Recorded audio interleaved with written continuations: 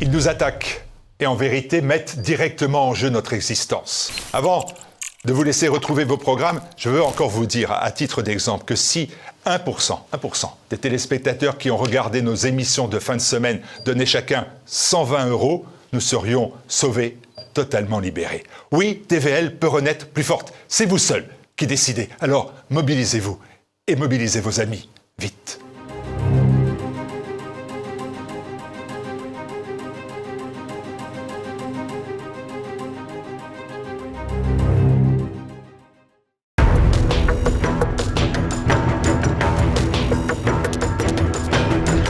Chers téléspectateurs, bonjour. Notre Zoom d'aujourd'hui est consacré à un sujet grave, l'euthanasie. Alors que la loi sur la fin de vie fait son chemin au Parlement, il est important d'avoir un débat rationnel, un débat structuré, un débat en vérité. Pour cela, nous recevons Mathieu Lavagna. Mathieu, bonjour. Bonjour.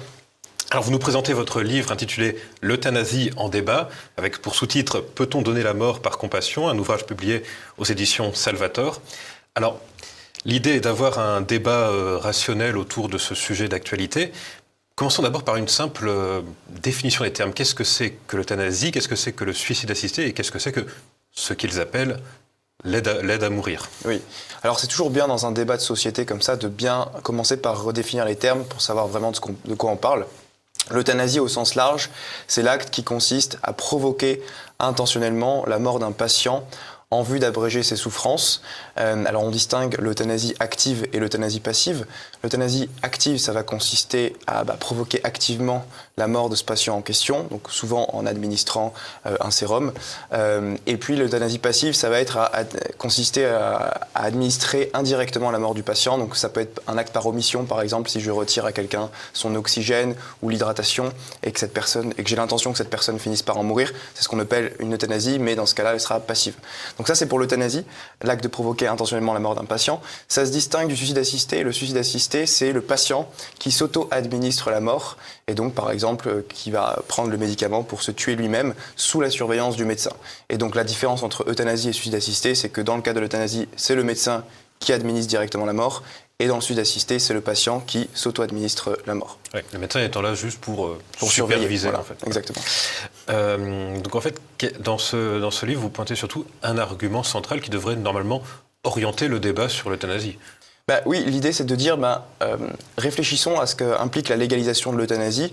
L'euthanasie, au sens strict, ça revient à commettre juridiquement ce qu'on appelle un homicide volontaire. Un homicide volontaire, ça veut dire tuer directement et délibérément une personne humaine innocente.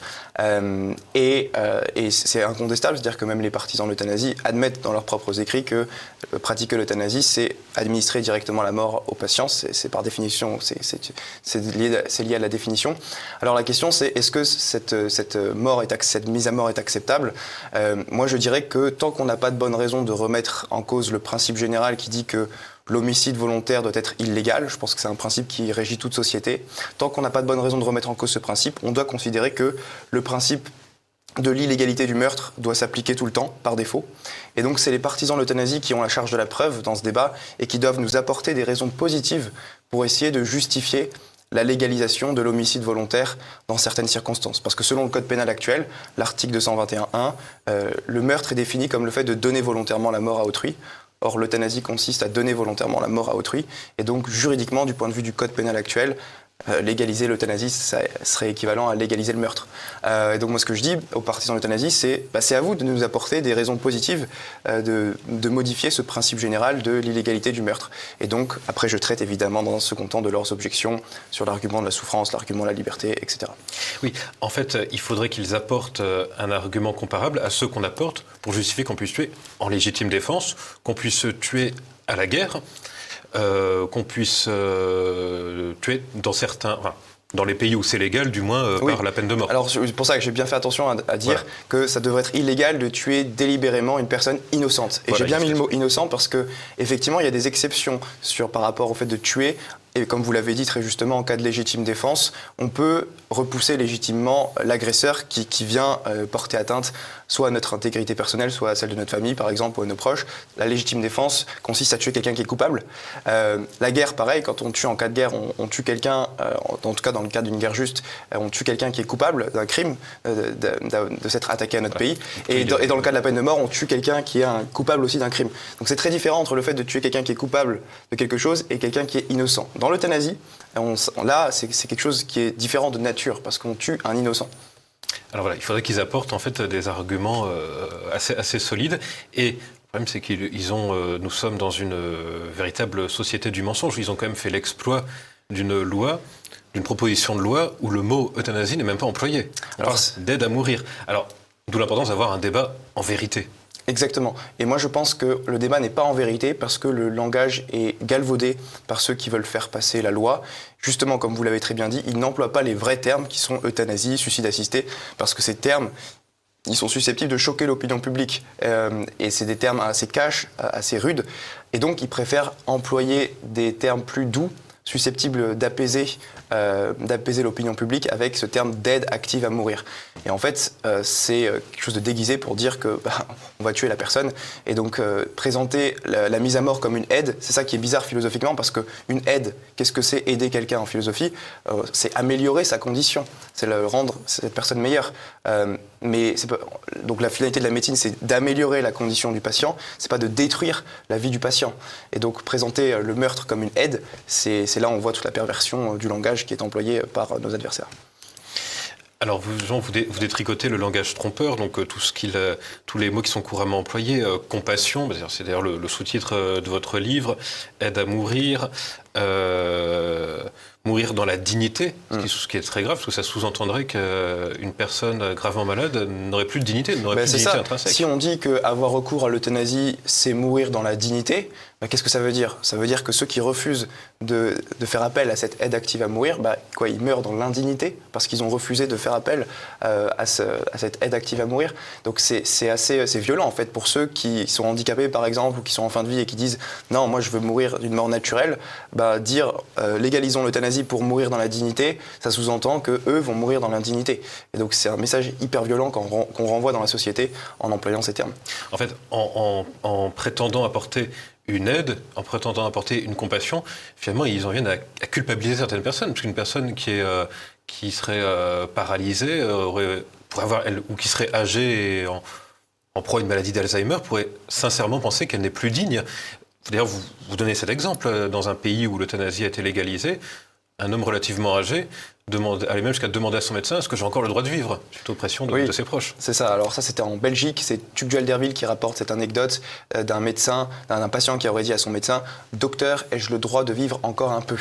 Sous-entendu, il y a une forme de pression, d'incitation à demander l'euthanasie dans certains pays qui l'ont légalisé, parce que c'est devenu la norme finalement. Quand l'État propose quelque chose comme étant légal, les gens ne se posent pas forcément la question et se disent puisque c'est légal, alors c'est que ça doit être un choix légitime que je devrais considérer. Je devrais me poser la question pour moi-même. Et donc on voit les augmentations drastiques des euthanasies et même ceux qui culpabilisent devant leur famille de ne pas demander l'euthanasie, parce que parfois ça pourrait aider certaines familles pour des raisons financières, par exemple pour l'héritage que je donne à mes petits-enfants, de demander l'aide active à mourir pour qu'ils aient l'héritage plus vite.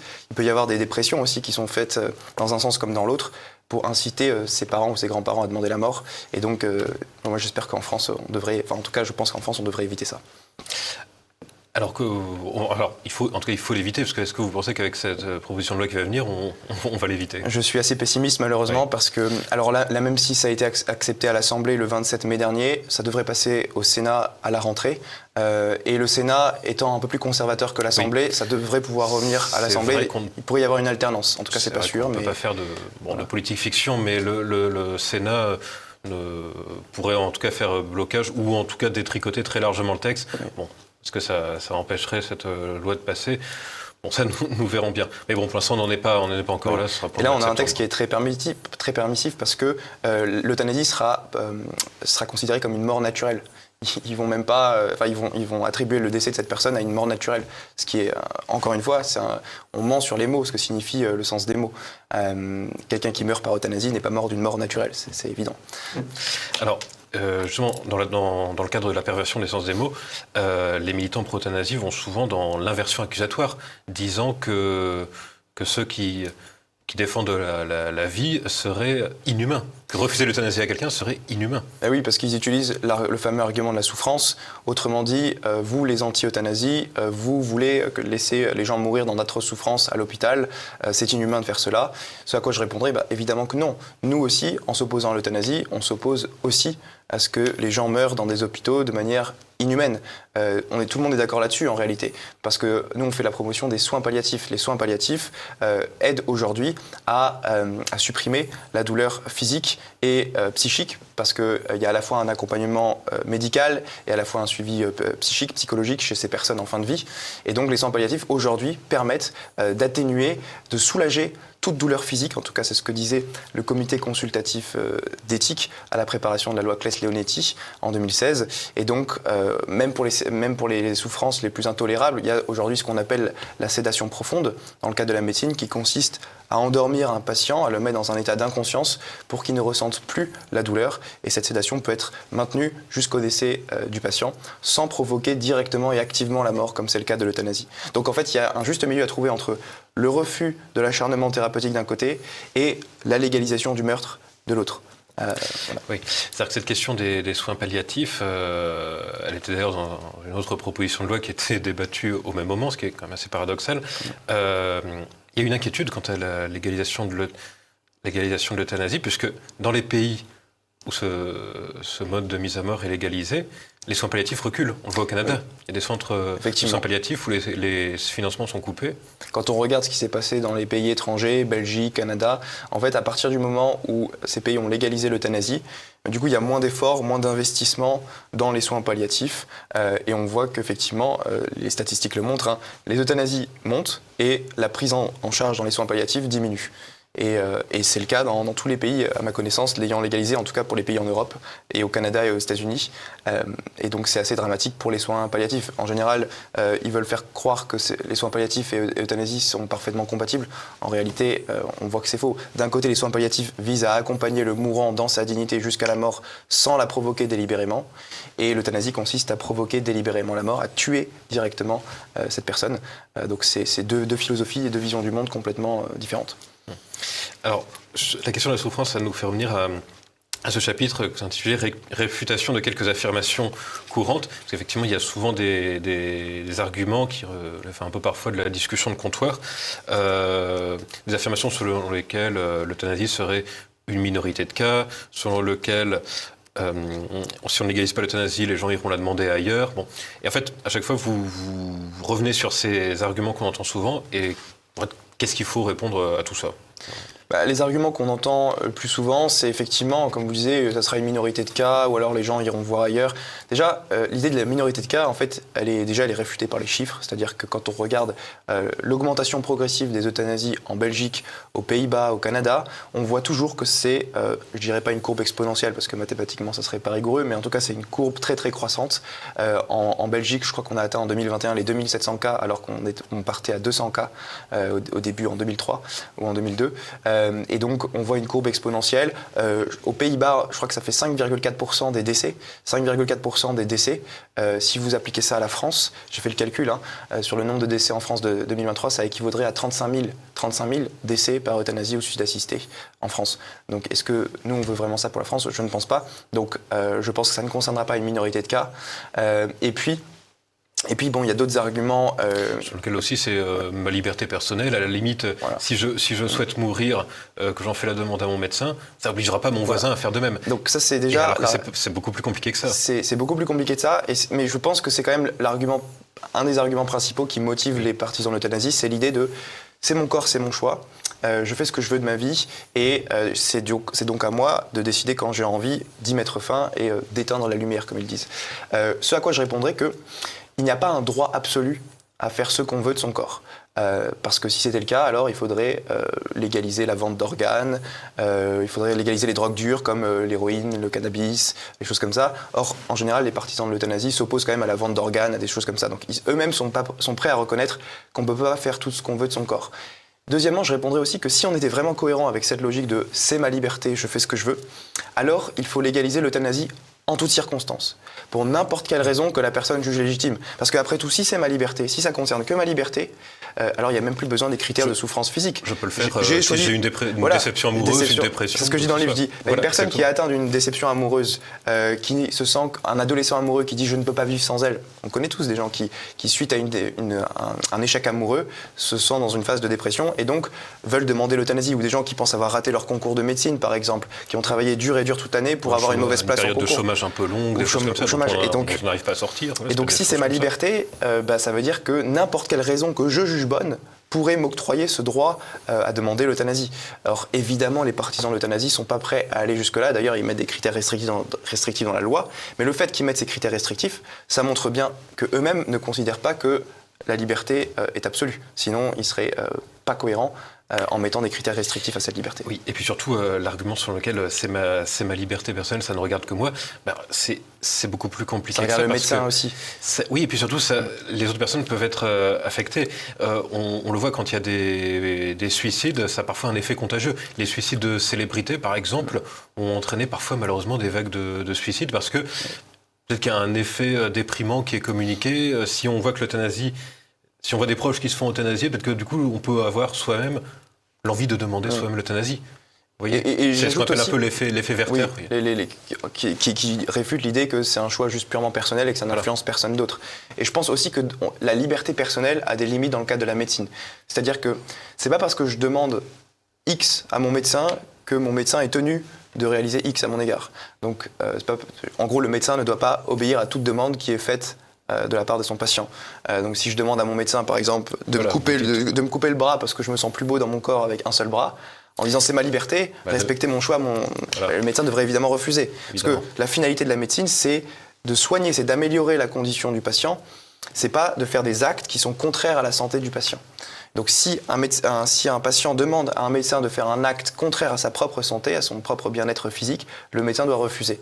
Et il s'ensuit aussi que du coup, une demande de mise à mort du coup, ne peut pas être respectée par un médecin fidèle au serment d'Hippocrate et à la vocation de la médecine, parce que la vocation de la médecine, je l'ai déjà dit, mais c'est de soigner, donc d'améliorer la condition du patient et non pas de détruire le patient.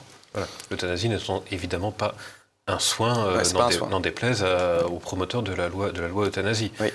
Bah oui, parce qu'un soin, encore une fois, c'est quelque chose qui vise à améliorer le patient, à soigner. Ça veut dire améliorer la condition de l'autre. Si je soigne quelqu'un, je rends sa condition meilleure, mais donner la mort, tuer quelqu'un, ça ne peut pas être équivalent à soigner. Attention, l'avocat du diable, si la personne est dans une telle souffrance qu'elle se dit améliorer sa condition, ce serait justement d'en finir avec cette souffrance. Justement, ça n'améliore pas sa condition, ça supprime cette personne en question.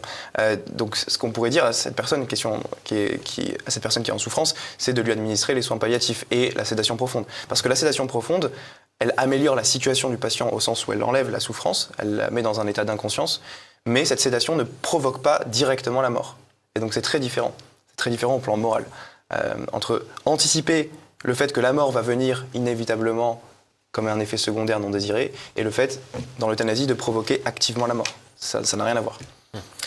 Alors, un mot que vous évoquez assez longuement à la fin de votre ouvrage, l'aspect religieux, parce que comme dans la quasi-totalité de votre livre, on voit bien que c'est un débat aconfessionnel, c'est un débat rationnel, Hippocrate étant un grec ayant vécu au 5e siècle avant Jésus-Christ, donc en effet on est bien dans un débat qui n'a rien de religieux, et pourtant, très souvent des militants en viennent à nous tendre le piège de la confessionnalisation du débat. Je ne suis pas croyant, donc que les croyants soient contre l'euthanasie, ça les regarde, mais quand on est dans un État laïque, une société laïque, pourquoi être contre l'euthanasie ? Voilà, vous détricotez ça, bien sûr. Oui, alors je donne évidemment à la fin, dans une annexe, à part du livre, les positions des différentes religions, des différentes confessions, mais je dis bien dans le livre que la position sur l'euthanasie, elle n'est pas religieuse en tant que telle. Comme vous l'avez bien dit, Hippocrate, au IVe siècle avant Jésus-Christ, c'est pas un chrétien intégriste.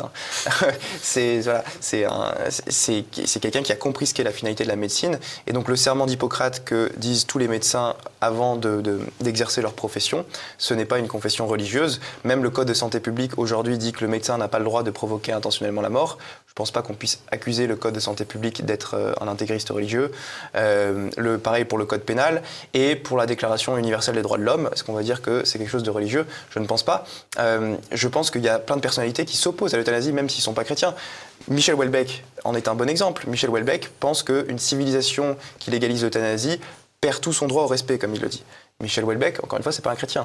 Il n'y a pas la foi. Donc c'est pas parce qu'on croit, on n'a pas besoin de croire en la Bible ou au Coran ou je sais pas quoi pour s'opposer à la légalisation de l'homicide volontaire. Donc je ne pense pas que c'est une erreur en tout cas de réduire ça à une question purement religieuse. Oui, en fait souvent les meilleurs opposants à l'euthanasie sont très souvent les praticiens, sont souvent les médecins. Ils disent que cet acte serait extrêmement douloureux, extrêmement violent pour eux. Contraire à leur vocation de médecin, parce que moi, en tout cas, si je faisais des études de médecine et que je voulais devenir médecin, ça serait pour soigner des gens, pour les accompagner jusqu'au bout. Ça serait pas pour tuer mes propres patients. Donc je pense que les médecins, d'ailleurs je crois que la majorité des médecins quand même s'opposent à cette loi, en tout cas la loi Falorni telle qu'elle a été proposée.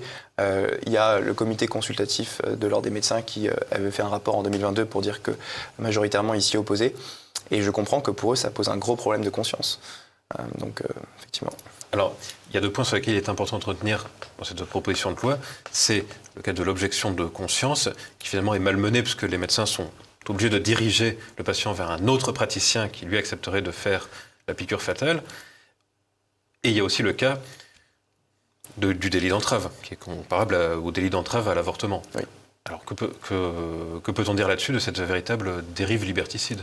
On peut dire sur l'objection de conscience que c'est pas une vraie objection de conscience parce que du coup les médecins vont devoir transmettre le dossier à quelqu'un d'autre et donc ça revient à collaborer au meurtre de quelqu'un en disant moi à titre personnel je suis contre le fait de commettre un homicide volontaire à l'égard de mon patient mais du coup je transfère cette charge de commettre l'homicide volontaire à quelqu'un d'autre et donc je collabore quelque part en transférant le dossier. Donc c'est pas un vrai respect de la conscience du médecin que de lui imposer ça, de lui imposer de transférer le dossier. Déjà je répondrai ça sur l'objection de conscience et aussi l'objection de conscience, les médecins qui en font usage dans d'autres pays, ils sont parfois marginalisés ou ils ont plus de mal à être recrutés, donc ça pose aussi un problème. Mais pour moi le plus choquant dans cette histoire c'est la loi sur le délit d'entrave. Parce que la loi sur le délit d'entrave reprend ce qui a été fait pour l'avortement, 2 ans d'emprisonnement possible et 30 000 € d'amende pour toute personne qui exercerait des pressions morales ou psychologiques chez une personne pour la convaincre de ne pas avoir recours à l'aide active à mourir. Et ça, en fait, si je dis à ma grand-mère qui s'apprête à demander l'aide active à mourir demain, je lui dis « mais non, surtout ne fais pas ça, tu vas le regretter, ça va être la plus grande erreur de ta vie », j'exerce une pression morale, psychologique sur elle. Et donc, selon la loi, en tout cas, prise comme ça en tant que telle, je pourrais être condamné à la prison. Ça peut tomber sous le coup de la loi. C'est évident quand on a des proches qui demandent l'euthanasie, on a envie de tout faire pour les en dissuader. Et comme lorsque vous avez un proche qui veut se jeter par la fenêtre. Voilà. On est dans une contradiction flagrante. On veut légaliser le suicide assisté et d'un autre côté on fait des politiques de prévention du suicide. Oui, ça n'a pas de sens. Ça n'a aucun sens. Alors, un point sur lequel il est important de revenir, c'est le fait que ce débat, au fond, nous concerne tous. Même quand on est jeune, en bonne santé, bien portant. Demain, vous comme moi pourrons avoir un accident de voiture et se retrouver confronté à cette question. Donc, il est vraiment important de dire que c'est un sujet qui va changer toute la société. Et puis nos proches peuvent être concernés aussi, c'est-à-dire que moi je suis jeune, ok, j'ai 26 ans, je ne serai pas concerné peut-être demain parce que je suis jeune, mais j'ai des grands-parents, j'ai des gens qui seront, ou j'ai des amis handicapés qui eux, pour le coup, peuvent être directement concernés par cette loi. Et donc même si moi je ne suis pas touché directement, ça touche mes proches, et donc en fait ça influe toute la société. C'est une erreur de dire, vu que je ne suis pas concerné directement, je n'ai pas à me préoccuper de ce débat qui pour moi est un enjeu central pour la société, parce que ça dit quand même ce que la société considère comme étant la vraie dignité humaine. Je pense qu'une société qui est fidèle à la Déclaration universelle des droits de l'homme de 1948 doit considérer que, justement, comme dit l'article 3, tout individu a un droit à la vie, au respect, à la dignité de sa personne. Et donc, je pense que cette dignité humaine est inaliénable et qu'une société qui revient là-dessus, en fait, contredirait la Déclaration des droits de l'homme. Or, ça serait contradictoire pour notre République laïque parce qu'elle affirme adhérer à cette Déclaration des droits de l'homme. Donc, elle ne pourrait pas légaliser l'euthanasie sans s'auto-contredire dans ses principes fondamentaux. Oui, mais d'ailleurs, cette législation enfreint en fait tous les grands principes de la République, précisément la Convention européenne des droits de l'homme aussi est totalement bafouée là-dessus. Le code pénal aussi. Donc ils sont en plein dans leur contradiction. Même le code pénal, on se dit le code pénal ça peut se réformer, mais la Déclaration universelle des droits de l'homme, la Convention européenne des droits de l'homme, ça a presque une valeur sacrée pour les républicains laïcards. Ouais. Donc on est effectivement en plein paradoxe. Que répondre dans le cas extrême, si on vous dit, mais si c'est juste dans le cas de la personne qui ne peut plus parler, qui est inconsciente, ou c'est vraiment le cas infime? Je dirais que déjà la loi n'est pas faite pour traiter des cas infimes. Alors je m'y oppose moi évidemment parce que je pense que le meurtre doit être illégal en toutes circonstances et que cette personne, même si elle ne peut pas parler, elle ne perd pas pour autant sa dignité parce que sa dignité, elle est intrinsèque à cette personne et donc elle ne dépend pas des capacités physiques ou psychiques. Mais même en admettant que ce n'était pas le cas, une loi, elle est faite pour traiter des cas généraux, pas pour se focaliser sur des cas particuliers. Donc la loi actuellement, telle qu'ils veulent la faire passer, elle traite pas que des cas extrêmes comme vous venez de le citer. Elle traite tous ceux qui sont atteints d'une pathologie grave, incurable, et qui souffrent de souffrances soit physiques, soit psychiques. Donc c'est très très large en fait. Et donc je ne pense pas que c'est une bonne idée de se focaliser sur des cas très marginaux pour faire une loi générale. De la même manière, si je prends une analogie, c'est pas parce que de temps en temps j'ai besoin de rouler à 150 sur l'autoroute parce que je dois amener ma fille à l'hôpital que la loi générale doit étendre ça jusqu'à 150 et modifier le principe général. Évidemment, je ne justifie pas l'euthanasie dans ces cas extrêmes aussi, mais je dis qu'une loi, de toute façon, elle est faite pour encadrer le cas général et elle doit servir d'exemple aussi. Donc si je dis, dans certains cas, on a le droit de tuer telle catégorie de personnes à partir de tel niveau de déficience physique, ça sépare l'humanité en deux catégories. Celle dont la vie mérite d'être protégée contre le meurtre et celle dont la vie, on considère qu'on peut tuer cette personne. Et je pense que séparer l'humanité en deux catégories comme ça, c'est très problématique du point de vue de l'éthique et du point de vue de la Déclaration des droits de l'homme qui affirme que tous les êtres humains, indépendamment de leur statut social, de leur capacité physique ou psychique, ont la même dignité et le même droit à la vie. En fait, là, on est sur un débat qui sert finalement à définir ce que c'est que la dignité et même à définir ce que c'est que l'homme, finalement. Je suis bien d'accord. Voilà. Bon, écoutez, en tout cas, merci beaucoup Mathieu Lavagna pour ce livre qui est très, très accessible. Donc, c'est publié aux éditions Salvator et ce sera bien sûr en ligne sur la boutique de TVL. Voilà, merci. Je vous remercie.